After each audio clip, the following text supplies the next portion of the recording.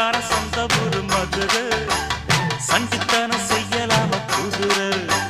சாட்டையுடன் நிக்கிறப்போ எதிர சிந்திக்கிது அச்சப்பட்டு குதிரை பொன்ன போலதான் பூவ போலதான் கட்டி காப்பவன் நான் தான் கட்டி காக்கவும் தட்டி கேட்கவும் நீயும் பார்க்கணும் நாள்தான் வண்டிக்காரன் சொந்த ஊரு மதுரை